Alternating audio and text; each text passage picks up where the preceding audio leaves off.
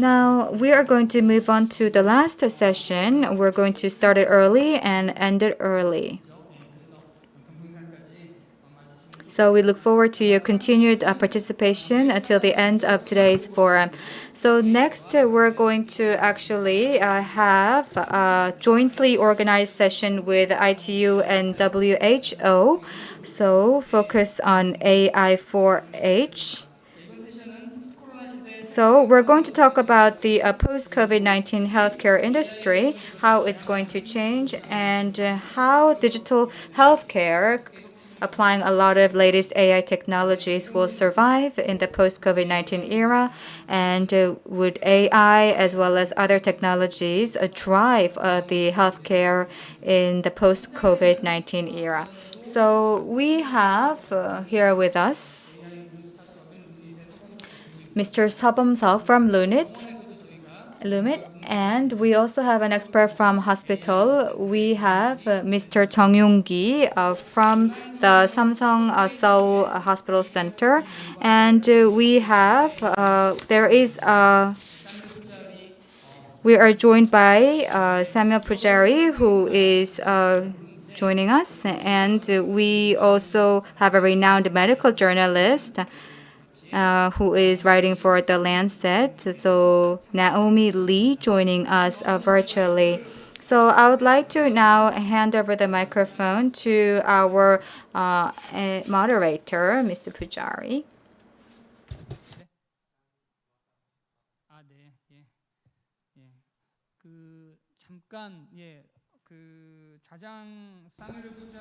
Now we are waiting for our moderator Pujari until he's back to us. I know that he was here before, but he just briefly disappeared. So we'll catch up with him soon. Just one moment, please. Do we have the moderator back? Now in. Yes, thank you. Thank you for understanding. We have some glitches of making you wait for moving to the next session. So now is the time to hand over the microphone to Samir Pujari. Are you ready? We might have some sound issues. I don't hear him.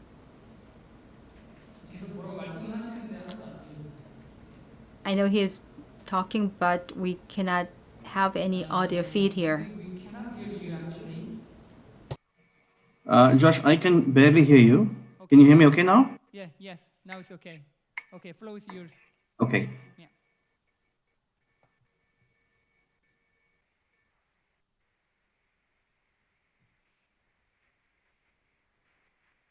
Should I get started, Josh? I could barely hear you. Sorry.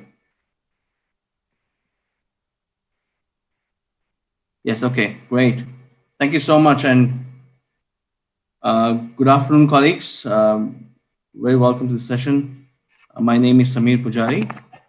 I work with the World Health Organization headquarters in Geneva, and it's a pleasure and honor today to moderate this last session, which is titled The Post-Corona Healthcare of the World.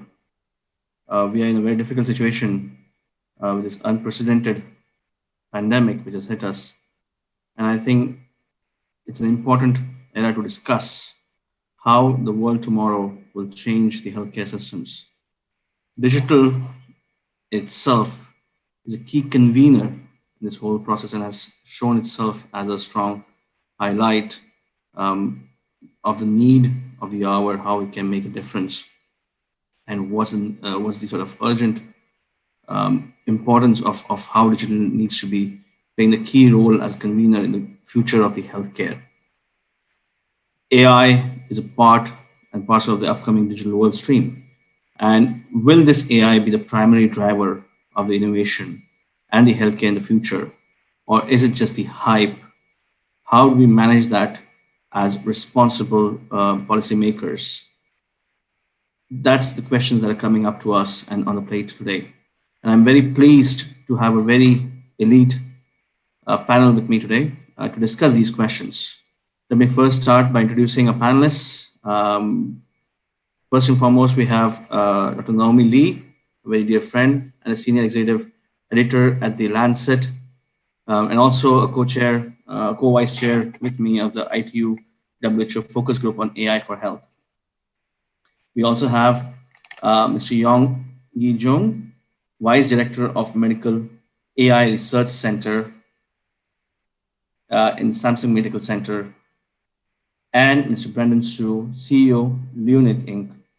Lunit is a medical AI startup who develops and provides novel AI-powered solutions to cancer diagnostics and therapeutics, and that can save time and lives.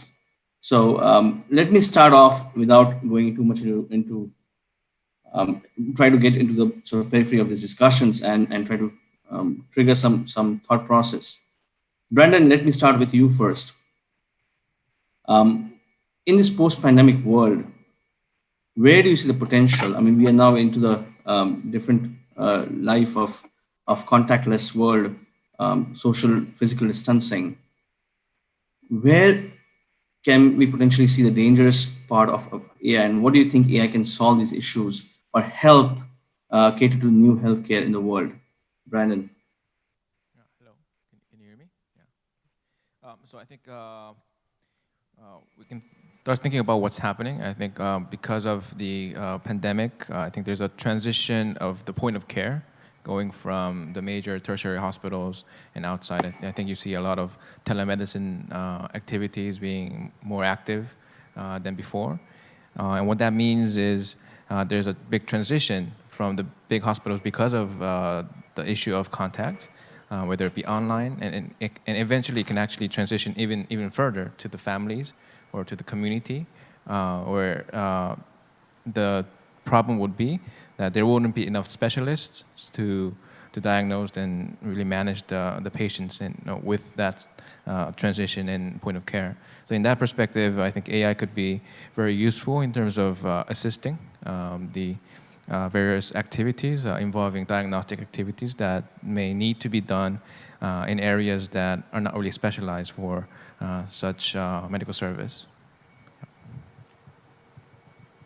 Thanks, Brendan. Let me quickly have a follow-up to that question, if you may allow me. I think you bring a very important point that this digital will help bridge the gap of the availability of healthcare providers primarily. But it also has the connectivity, which has opened up heavy sort of options where we have unprecedented outreach of technology and people. Does AI have a major risk also associated with it? And how can we manage that in the other worlds, for example, in the economy and finance world? Can we manage that risk? Sorry, I didn't understand the question. Can you repeat the question, please? Sorry. Brandon, I mean, the question was how will the industry be able to manage the risk associated with AI in scaling it up quickly for the healthcare services? Yeah, so I don't think, even if there's a transition in the point of care from the tertiary hospitals to the more community, it doesn't mean that the full diagnosis will be done through the community.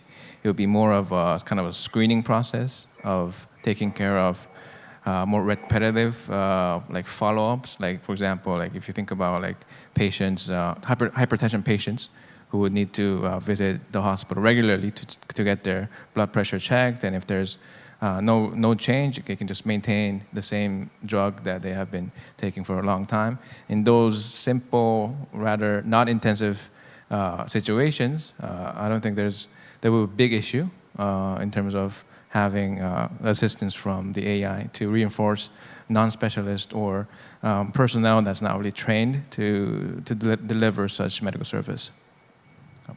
Thanks, Brandon. So I think the point you're making is obviously is digital health can be a strong convener for the healthcare services, and that makes a good value add thing. Naomi, as you've seen, I mean, you've seen the literature, you've seen the science all throughout, and that's you reading every day in and out the literature. what do you think? I mean, is 자, healthcare 두 becoming 번째 more 질문입니다. privatized as 나오미 emerging 리께 이제 technologies 말씀을 드리고 continue to 싶은데요. make 지금 emerging 신기술이 challenges? 우리가 삶을 살아가는 I mean, 방식과 we've seen 건강을 위한 Mercedes has 의사결정 now technology which 방식에 which can 계속해서 cover the 큰 변화를 obviously 가져오게 societal 되면 side. 헬스케어의 민영화가 Google's, 가속화될 the 것이라고 Amazons, 생각이 Ubers, the 되나요? big techs 왜냐하면 who are heavily investing 아마존이라든지 now in 구글 healthcare 같은 business. 경우에는 이제 Pharma 헬스케어에 is going 대해서서 digital world, 많은 so 그런 it's 투자를 a 하고 있고, 그리고 conglomeration. 또 Roche has just bought a 제약기업들 big 같은 경우에도 digital 그 market 헬스케어 부분에 space. 있어서 많은 그런 I 투자를 mean, what 하고 is the 시장 role of, how do you 점유율도 see the role 높은데요. of the private 자, sector coming 그렇다면은 together? 민간 부문의 And what do you 역할은 see the role 무엇이라고 of this 생각을 할 수 convening 있는지 group that you sit as a 궁금합니다. vice chair on the focus 그리고 또 group, the 실질적으로 AI for Health? How 그 does AI that for help Health라는 convene 그런 these 워킹 forces? 그룹을 또 운영을 할 수 있는지. Thanks, Samir. That's a great question with so many parts. So thanks again. It's a great pleasure to be here on this panel. The question that you asked about the role of kind of big companies and how that could play into the system, particularly with digital and AI. I think the reason that we ask ourselves that question is that we have this idea that there's a separation between the companies that hold the expertise, so the tech expertise, the AI know-how, the innovative potential, and the healthcare companies that hold the healthcare data and the kind of procurement power. And so when we envisage this world, we have this question about privatization around innovation, because at the moment we have this kind of mental framework that those two things don't exist together in the same space. And that might be true at the moment, but I think when we look forward, really the world is kind of there for what we want it to be. So this is a point in digital healthcare and AI where if we want this to be a kind of commercial opportunity, if we want this to be a world where big tech companies come in and have a role like the big pharma companies have, then globally we can allow that to happen. Or I think the other opportunity is that the point of entry for lots of innovation, medical innovation, is quite low. And so if we can set up a system where the playing field is a bit more level, then we can encourage innovation in all levels of companies. And I think that is where when we're thinking about regulation in this sector, when we're thinking about global policy making, national policy making, that there's an opportunity here to kind of put some guidance in. So you asked, how does that relate to the focus group? So when we're thinking about any kind of medical technology, any kind of medical innovation, any kind of drug, what we really want to know is, does it work? Is it cost effective? How effective is this treatment? And it's difficult at the moment when we think about how things work for AI or digital healthcare technologies. And so what the group is trying to do is to kind of put in place a framework by which we can say, yes, this technology adheres to best practices, it adheres to norms, and to map out for developers of any size company how you would prove to the healthcare community that the product that you've created is effective, is cost effective, is safe, is reliable, has no bias. And I think the idea is that by introducing that kind of world where we have a kind of an agreed way to establish clinical trust, that we keep the playing field quite level. And not only does that enable this public-private partnership in a way where the countries that have public healthcare systems have confidence that what they're procuring is cost effective, but it also enables globally the bar to remain quite low. And that's of benefit in lower middle income countries, because we don't, in this revolution, again, we don't want countries to be left behind. We want countries to be able to access solutions built in other countries. We want countries to build their own solutions. So yeah, I mean, a long answer, but in summary, I think we have the opportunity now to still create the future that we want. And the focus group, as I know you at the WHO believe that that's one where no one should be left behind. Thank you, Naomi. Very good point and very wise statement at the end. Yes, I think the intention obviously is so that we move together with the world. You rightly pointed out the knowledge sits in the private sector, and the other bodies like the UN are bringing this convening force. I think which is perfect timing and apt. Thinking from the UN perspective, let me move to Yong. I mean, from the private sector, from Samsung side, as a private industry thinking. The big issues when it comes to technology are the privacy and confidentiality, especially with healthcare information. I mean, that's a big issue that always gets put on the front of the table when we talk of digital tech companies. And it has been out. I mean, not for everyone's reputation, but several times you've seen the news being hit by the mistrust in the private sector. How do you think we'll keep this healthcare data safe in the digital world where it's a win-win situation? We've seen in particle physics, CERN, there's so much open data, about 95%, and has made to some leapfrogs in research there. Healthcare data, how do you see from a private wing, from the industry side, that we can have a win-win for all of us?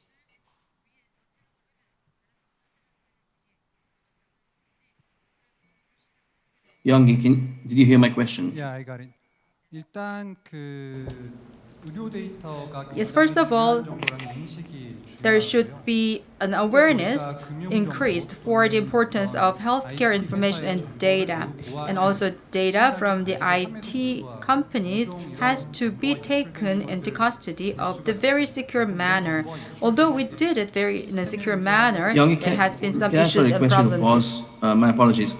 I'm not able to get the interpretation in English, so I'm just want to make sure that the interpretation is on. 통역 부탁드리겠습니다. Interpretation has been provided.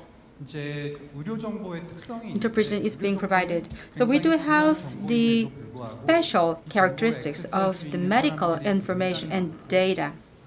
And also there is a great pool of people who need to have the information. And there is a great number of people who are using this information of healthcare. Doctors, nurses, and healthcare providers are utilizing this information. And also the modes of the transference is quite varied in LAN and also in internet and intranet and so on. There is a great exposure of the risk of the data. And recently, the importance on the security of the medical data has been understood, and also we're making a lot of investment onto this as well. Also, in order to have more protection of the information, they're having the redundancies of the servers. So it is a law now to have the multiple redundancy programs for the servers.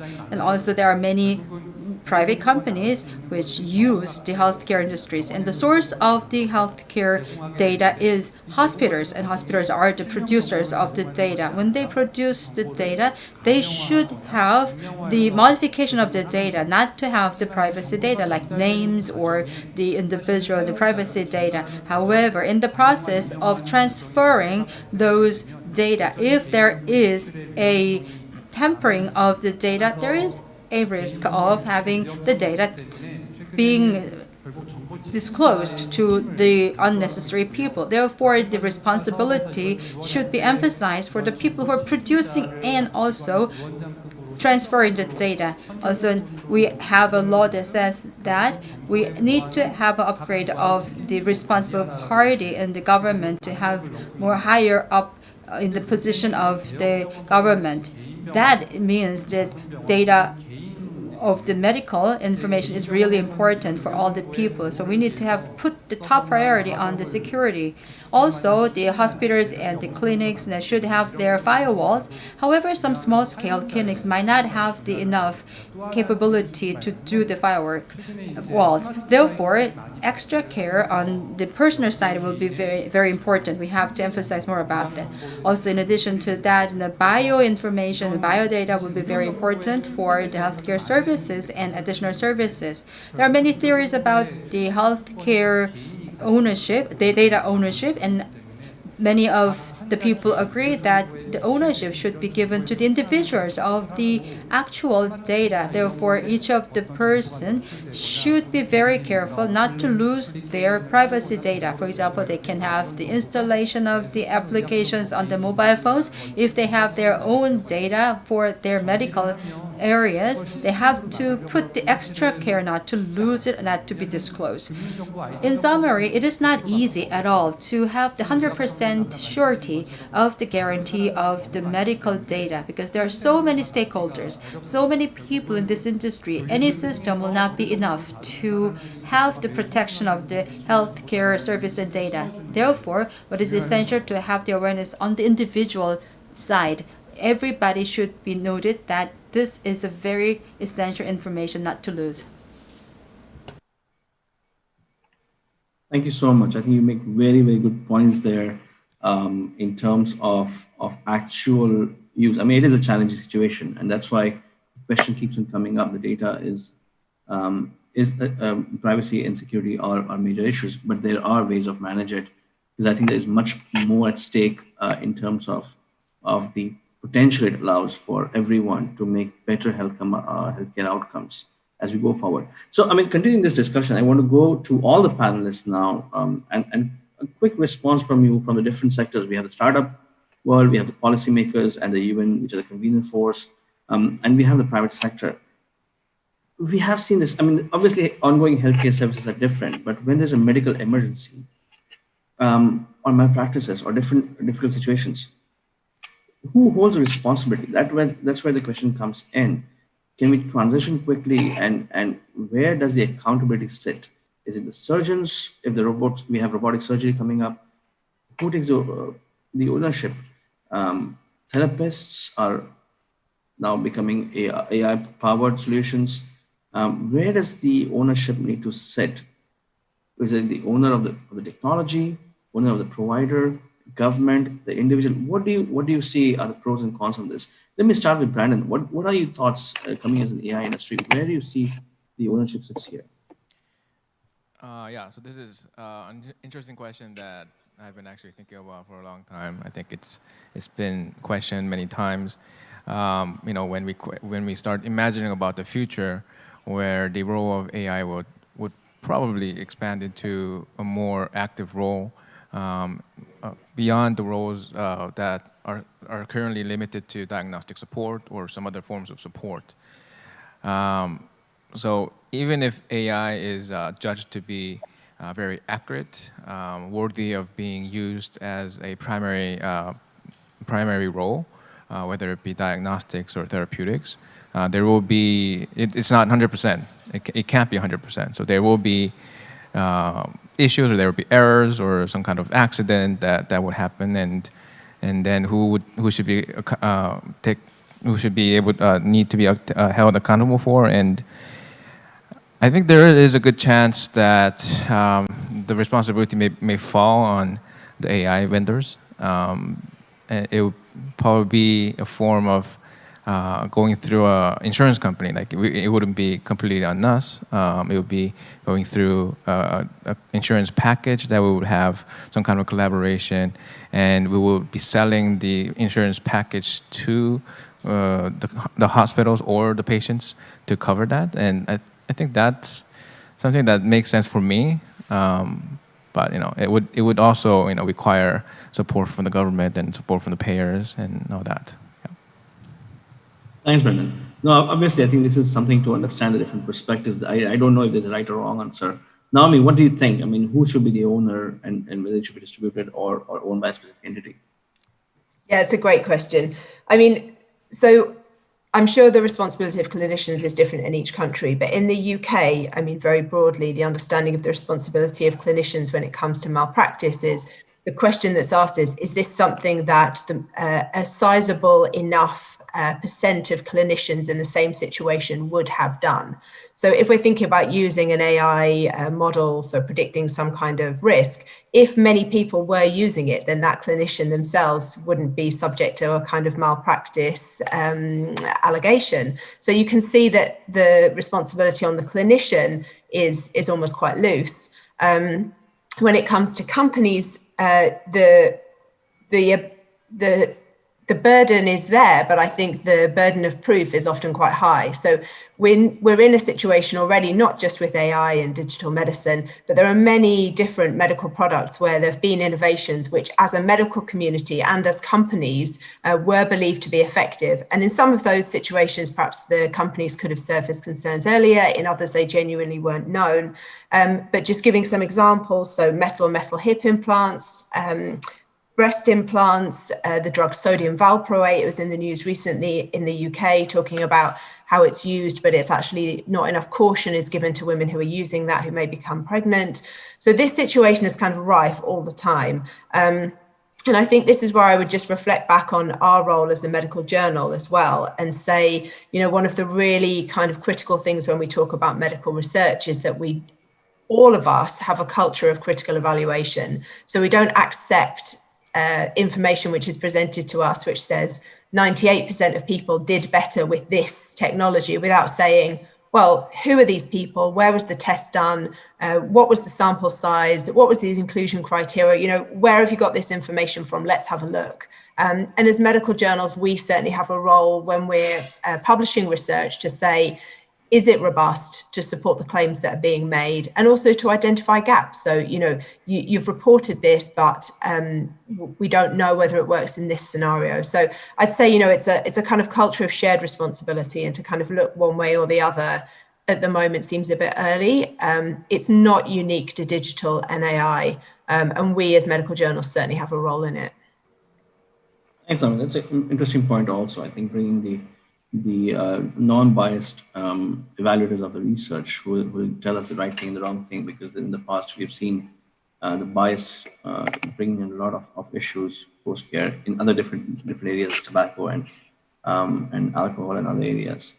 Yongi, what is your thought process from the industry side? How do you see who's the ownership should sit with? Yeah. 저는 이제 의사이기 때문에 So I'm a doctor, so I would like to provide a more practical answer. So as we have to define the medical act, and we have to define the medical professional, and medical act can be done only by a medical professional. That means we are going to hold the people with licenses accountable. So if we want to hold a machine unaccountable, we have to recognize those machines as a medical professional, but that's a very difficult issue. And if you look at all of these AIs that are developed and approved, they are not medical professionals. They are not certified as medical professionals. So if we actually think about all the AI-related issues right now, they are in the realm of the medical professionals. If you want to hold the medical AI or machines responsible for the malpractices, we have to change the current certification system. And if the technology is further upgraded, and if we have some sort of, for example, in an autonomous vehicle, it'd be level 4 or level 5. So if we actually consider these doctor AIs as to have a level 4 or level 5, we may be able to hold the company or the vendor partially responsible.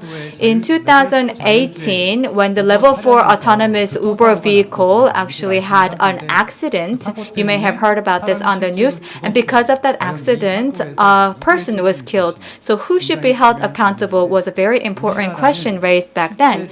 In Korea, if a patient dies, then the victim's family wants to find somebody accountable. The victim's family always wants somebody to be punished. So I think that in a current system or current environment, if a medical malpractice happens, a surgeon should be accountable. But later on, when there are super AI that is emerged, then we may be able to hold a machine accountable. But in order for that to happen, machines should be certified as surgeons. Thank you very much. Very interesting perspective here, and something to think about in the growing world. How can we change? Can machines become accountable and be called as medical devices themselves? So that's a great perspective into that discussion. Let's keep the discussion going, and this is very rich. It's very important for me coming from the UN sector as well to understand different perspectives from the startup side, from the industry side, and from the academic and validator side, if I may say so. There's different perspectives. I think all have a very strong value in convening further. Practicality. Let's look at some of the practicalities now in doing things. I mean, I think we are in the world which is very connected, the potential to scale things, but it's not easy still. Brandon, I mean, you are a startup, a medical startup, and it's one of the most difficult industries probably to be in at this stage, in terms of the regulations to fight with for scaling. What do you see are the main challenges or biggest hurdles to scale up potentially strong products on AI or digital that can make a quick difference? But where do you see the hurdles to make this happen come into play, and how do you see you can manage these? So in order to answer that question, I think it would be best to tell you about the essence of AI. I think the beauty of AI is that it's constantly evolving. It becomes better and better with more data being trained. The AI algorithms are constantly evolving, and even from our experience, our AI algorithms, it just constantly become better and better. But the current regulation policy it does not really take account that nature of AI, where once in order to get regulatory approval, you need to go through a bunch of clinical studies that take a long time and effort to go through. And once you're there, you finally get your approval within maybe a few years. And then you have a product that you made like 2 or 3 years ago out there, but within your company you have a completely different, much better AI algorithm sitting there, but not being allowed to be used in the clinical setting. So that there's a big gap, there's big leading time, between actually developing the AI and having that employed within the clinical setting to actually be used by the clinicians. I think that's one of the biggest challenges, to really scale out and to really deliver the benefit of the AI as much as possible to the customers and the users. And I think this, in the similar way, we have also similar trouble in terms of the leading time of integrating and delivering our products to the hospital, because a lot of healthcare these days is fragmented especially in terms of the IT system, where a lot of isolation. Different hospitals are using different IT systems that require different software and require different integration. So we do it. There are ways to go about it, but it just takes time. So even if we have an AI that's very highly accurate, highly updated, it takes time to have that delivered from a technical point of view to the hospital for the users to use it. So I think those are the biggest challenges that we would like to be solved. Yeah, thank you. Thanks, Brandon. That's an ambitious list, obviously, but I think it's very crucial as well in terms of addressing things. Naomi, you've seen this. There's a potential to take this AI products. We've been discussing in the AI for Health focus group.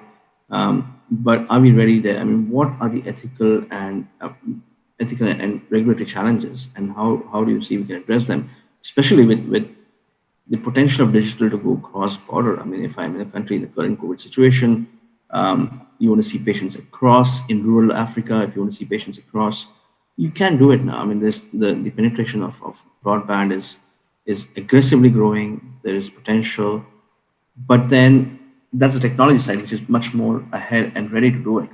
Are we prepared policy-wise, the ethicals, the regulatory framework, and what's needed there? Yeah, super interesting question. I think all of us realize that through the pandemic, healthcare has become more international, because all of a sudden we have this realization, and not just those of us who already work in this field and kind of think this and maybe have seen this before. Everybody globally, even people just kind of reading the newspapers, appreciate that this is a global threat and the response is international, especially in terms of the medical research. So a treatment that works in one place, all eyes are on it because we expect that treatment to work in our country as well.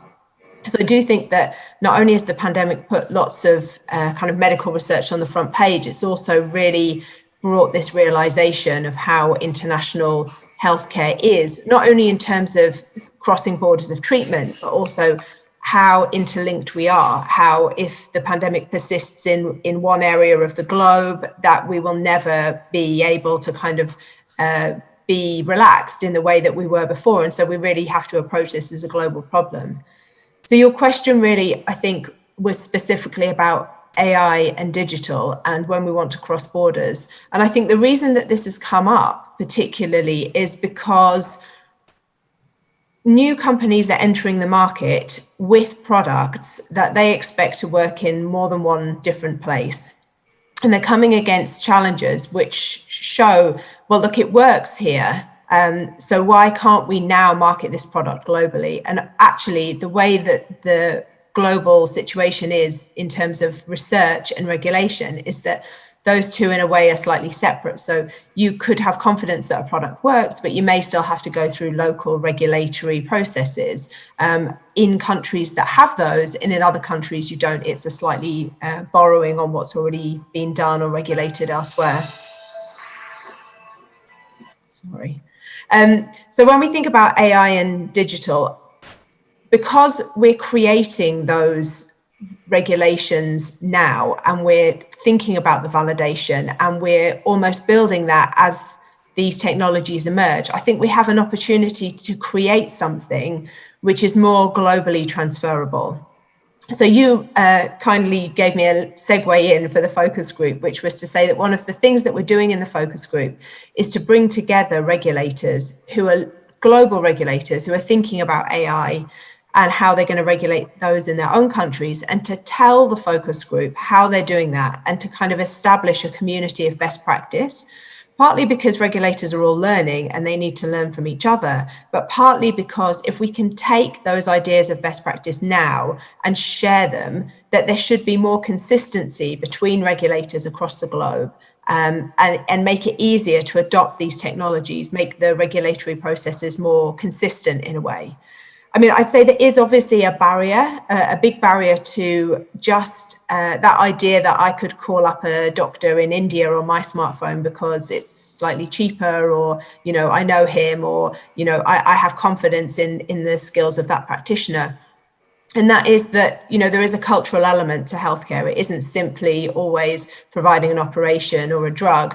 And a lot of what a primary care physician does is to understand the context of the patient, their personal situation, and give them advice which is tailored to that risk benefit. So I think, you know, yes, it would be lovely to imagine this kind of global world, but actually there's a real strength, not only in terms of the science, you know, the epidemiology of disease is different, you know, what might be the most likely presentation if you had chest pain in one place is not necessarily the situation in another, but also there is a very human element to providing healthcare.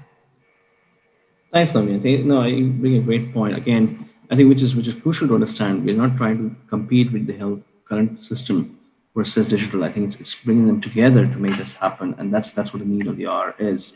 Yong, I mean, in terms of the transformation, we keep on talking of transformation, digital transformation hitting hospitals, which are a primary source of response nowadays with healthcare services. They need to be transformed. I mean, with COVID-19 hitting, you can see the need for the hospitals to be transformed rapidly. And we are asking them to change itself without giving that much guidance or industry. How can AI technology achieve this successful transformation for the hospitals? What is it that they can make happen much more effectively? What are those areas of AI that can actually make a difference at the hospital level? 이제 굉장히 중요한 질문인데 병원에서도 디지털 That is a very important question.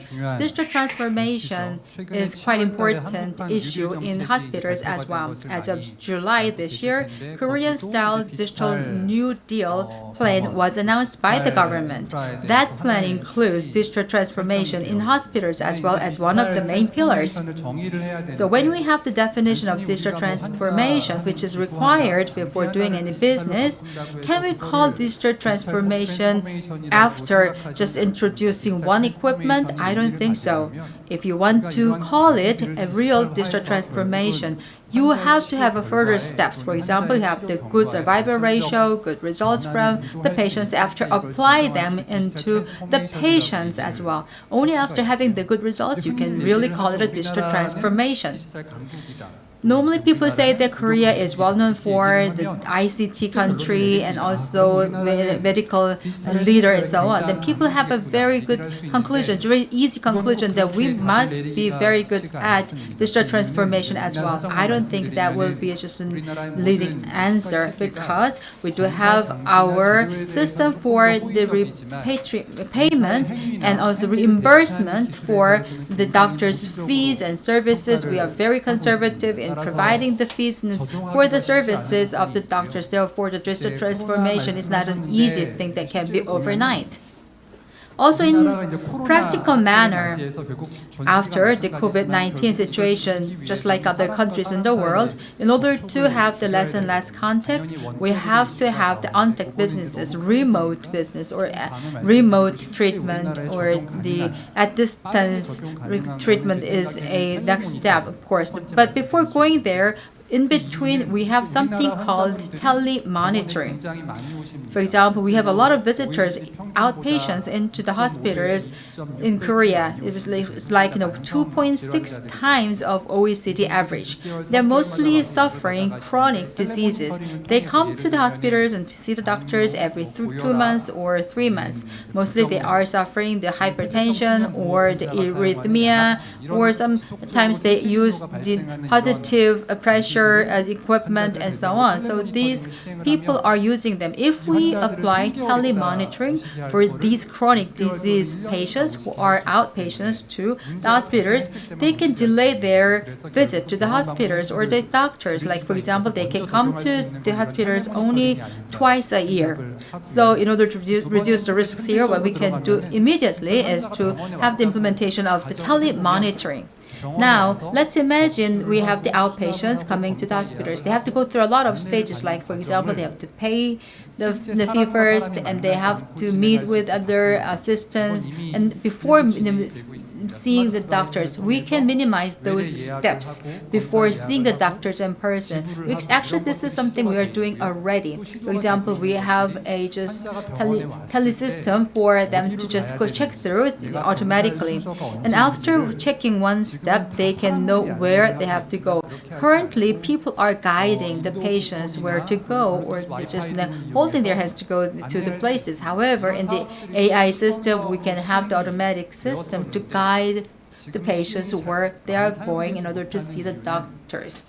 The reason why we are not using the system currently is because it's not an urgent thing to do so far. It's not the easy or the simple or the inexpensive job. However, with the COVID-19, I see some more potentials for this to be accelerated in the future, the automatic guidance system. Another thing is that we do have a lot of burnout situation for the medical professionals because of the COVID-19, just like in other countries. Probably using the AI system, we can reduce the burden and loading of the doctors and the medical providers. For example, nurses are the same. In the current situation, we use nurses for checking all the details. Probably in the future, AI-based data system can take all the information from the patients, reducing the burden of the patients. My idea is not to see the far, far future. My idea is to see the immediate future, to have a change by having these simple trials like telemonitoring and so on. That would be more ideal. That would be easier.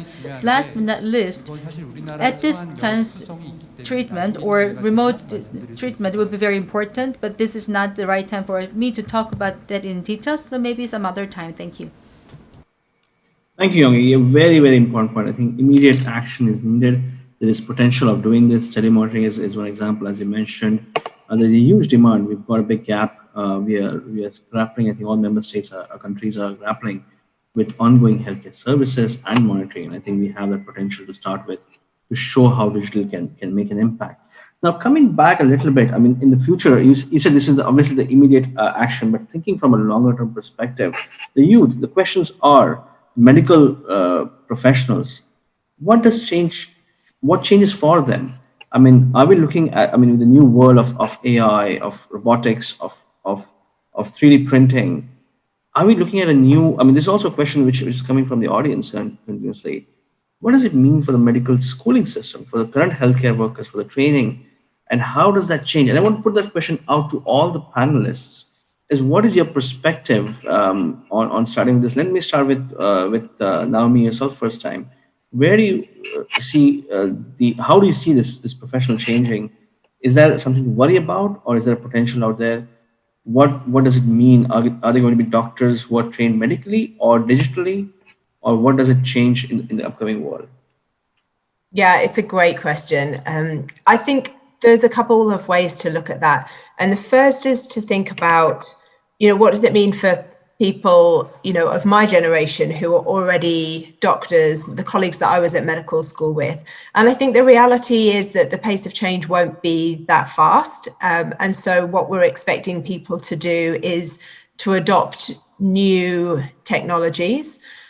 But that, to be clear, that the way that clinicians adopt things is when there is proof that it works, then they know it's safe and it's in the guidelines. So actually clinicians kind of move as a body, really. And if we want these digital or AI tools to be adopted by clinicians in a kind of very broad brush way, I think we need to have those assurances that it's safe, that it's effective, and to do that through some of the more traditional medical channels. So I think that's why, you know, there is a role for medical publishing, for medical journals, because we have been part of talking about other innovations and validating them. There's a kind of burden on us as medical journals to work with the digital and AI community to ensure that new technologies go through that kind of traditional route of making sure that they work. And I think that helps people who are already kind of well established in their career to understand that they can rely on these technologies. And when we look forward just the next kind of 5, 10, 15 years, I think what we're talking about is clinicians that will work with these technologies. So there are many surgeons who were surgeons for a long time. Robotic surgery came in, they retrained with robots. You know, people are going to adopt these technologies in the current practice. I think when we think about the generation who are at medical school now, we really do need to be smarter about the medical curriculum and understand that this is a time of change. And so there are many things that are in the medical curriculum that have been there for hundreds and hundreds of years and are super important. But there are also generations of people leaving medical school who don't have enough understanding of how to critically evaluate research. That's an old problem. How to have a basic understanding of statistics, how to understand artificial intelligence. You know, these are all skills that we would expect people to leave medical school now with a kind of rudimentary understanding of in order that they can play a role in the world moving forwards.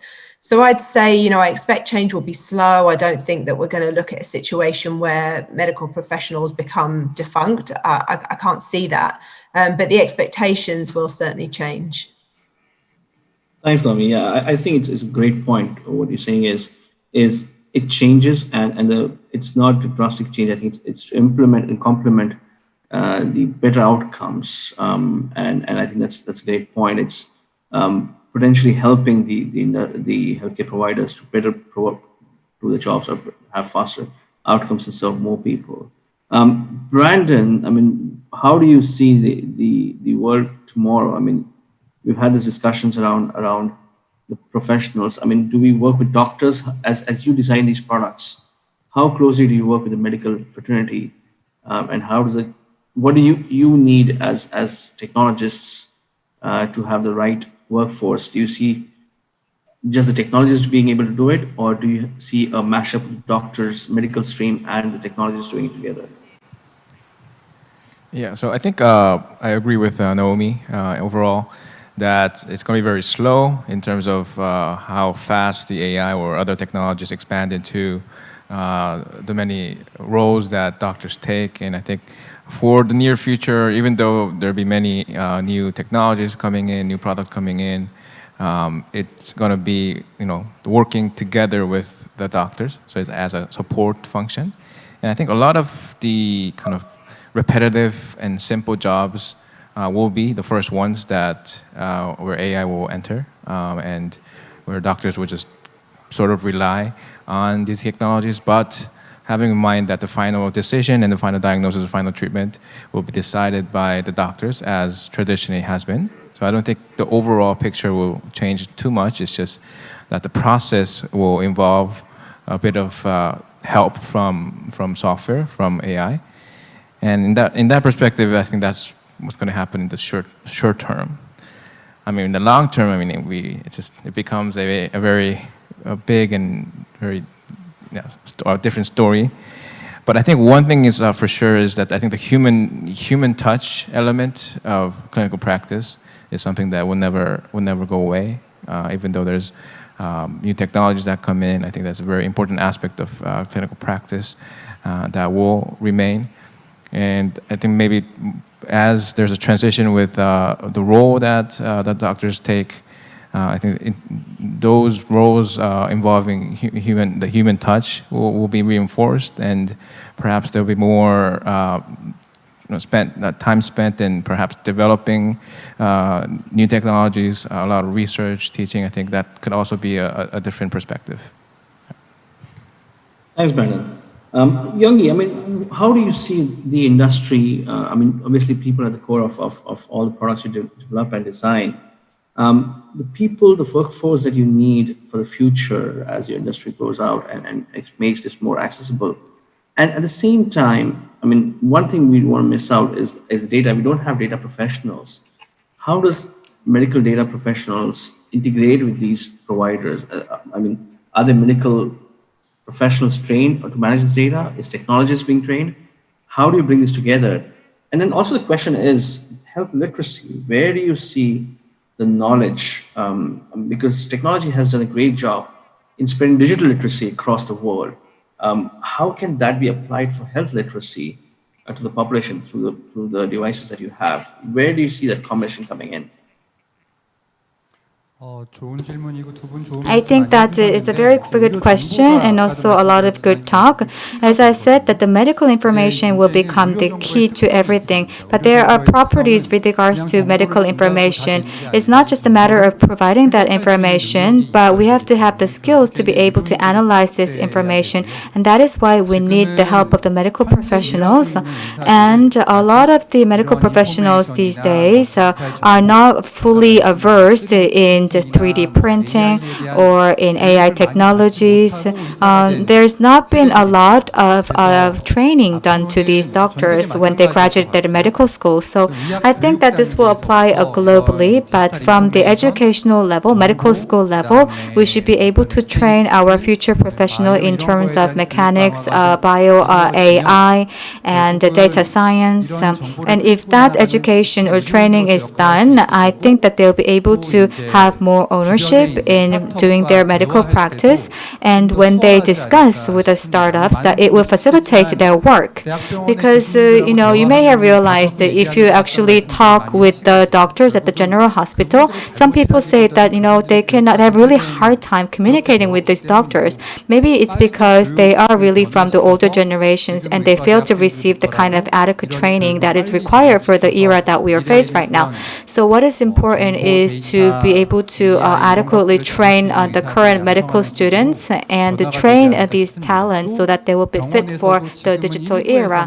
And in the hospitals, there are few departments that deal with AI or 3D printing, but I think that in the near future, a lot of hospitals will have this type of dedicated departments. And I believe that in hospitals in the future, there will be a department that will be in charge of approving the ethical issues as well, IRBs. Thank you so much, Yongi. I think this has been an amazing panel. I'm going to challenge all of the panelists one last time, and I'm going to ask you the digital transformation is such a crucial part. I'm going to ask you one or three flash words that you think are the most crucial for this audience and for everyone who is trying to make digital health a reality to the scale and core. And what are those one or three words, one specific point, which is the most important from your perspective that will make this difference going forward? And you can look at your industry, and I know it's a very difficult question to answer. I've always been put to this task. But let's give this three words to the audience to focus on. Brandon, let me pick on you first. What is the key word that you think will make this difference? What is that one thing that you want to change to make this happen?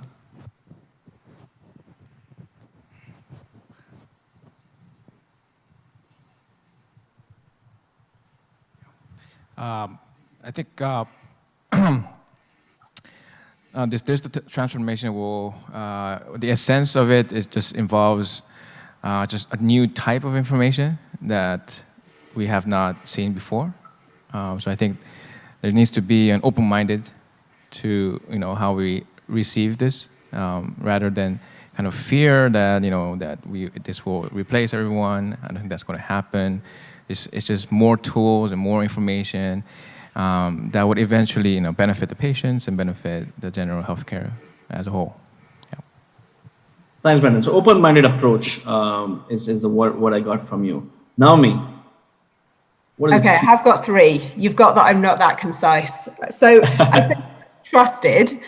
Trusted because we need clinicians, we need the population, we need policymakers to trust that this technology works. And I think, a lot of the work that we do at the Lancet in medical research, the work of the focus group, is in putting through in those processes through which these devices can pass in order that the trust is there. So trusted, effective. So there's no point in AI or digital healthcare if it doesn't work better than what we currently have. Otherwise, it's just a commercial opportunity. We talk about robotic surgery. It's actually not that much better than what was there before when you look at the hard research endpoints. So, we've got to look for things which are effective. And then finally, fair. So what we don't want is to come out from this with a world where, the high-income countries are making more money, they have more personalized healthcare, but low-income countries, middle-income countries are just left behind with, without any advantages from this. What we don't want in any country is an AI solution which is built on the majority population but gives worse results than would have happened before for anybody who doesn't fit into that kind of 85% of the population. So I'm going to say trusted, effective and fair. Thank you, Naomi. Very wise words. Yong, last wisdom of words from you. 저는 이제 기본으로 back to basic, 기본으로 돌아가서 제가 선택한 키워드는 일단 patient, 환자입니다. 환자. 그리고 우리가 이런 디지털 의료 얘기를 하는 것도 궁극적인 목적은 산업 발전 이런 것보다는 일단 환자의 치료 성적을 높이는 게 가장 기본적이거든요. 그래서 어떤 우리가 디스커션을 하거나 할 때 항상 환자를 Whenever we have a discussion, we should not be forgetful about the importance of patients. One more thing I would like to add here is that because we are here for the District Economic Forum, I'd like to now talk about the continuation or continuity. By continuity, I mean we need to have the policies in continuity by the government. So when the policy is starting, we know that we have implementation. However, as time goes by, there are some disconnections of the projects or initiatives. The reason for the projects to be stopped is because they lacked the self-sustenance or sustainability, because they just stopped in the meantime. What we want to see is the continuation of all the projects by the government. I know that many government people are watching this. I ask and I encourage them to be in consistent mode once you start some projects or things. I know that you have started a lot of things, but I hope you can just be continuing that. We have a lot of stakeholders, including the startups and the tech companies. Why don't you just have the ongoing monitoring to see that there is a connectivity and also the continuity? Thank you very much. Thank you so much. I mean, amazing summary. You guys have done a great job for myself summarizing. Right from saying open-minded approach, which is very crucial to making digital to the top of the fair.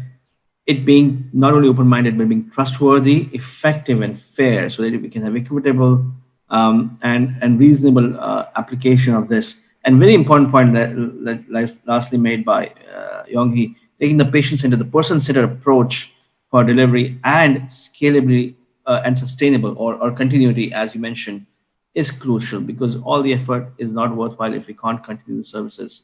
So thank you, panelists, for these amazing inputs. There's some very nice wisdom coming out. I think I just want to summarize by saying there's a lot of potential. And the one word that I would put out is collaboration. Let's all come together. I think that's the strength of digital. We have seen is in digital health specifically is everyone working together. So if we can bring the collaboration together, I call on everyone, the government, the audience, the private sector, the public sector, the industry, to work together with that objective to make it sustainable, scalable, and impactful. I think we're working towards a greater life for all of us and our generations to come. So thank you again for your time, and let's make this a success to fight the dangers of COVID and other diseases in the front lines. Thank you so much, and have a lovely evening. Bye bye. Thank you very much. That has been the session number 4. Thank you all the participants in session number 4. My thanks should go to also all the audience who have stayed out until the end of the day. And also Mr.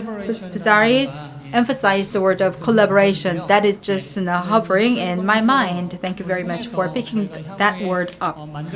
And what we want to have in the future is the future of digital economy, and there are various types of stakeholders. What we need here is the harmony of all the stakeholders. So that word collaboration picked up the essence of this digital economy. So I think that that word wraps up the whole sessions, not just the session number 4. Thank you so much.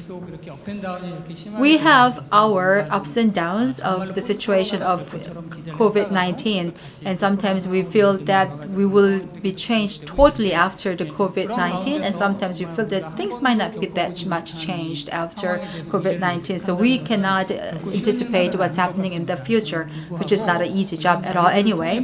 But despite that, through this kind of forum and conferences, we are sharing our ideas and also our intentions. And then in this way, we will be able to find the future solutions that can be benefiting all of us, hopefully. So this has been the 2020 Digital Economy Forum, sponsored by the Ministry of Economy and Finance. And also, I'd like to thank you very much for all the audience and participants for sharing their valuable knowledge and insight. I really hope that this has been a very good education for all of us. Next year we will meet again. We will be very careful in selecting another good set of interesting ideas and themes. I really ask for your support. So if after this streaming is over, we will have the lucky draw as we did in the morning. We had some kind of glitches in the morning, so we have the more list of the lucky draw prizes for you. I know that some of you were not so much happy about the prizes in the morning, but we will be making you happier with our prizes in the afternoon. Thank you very much. Thank you.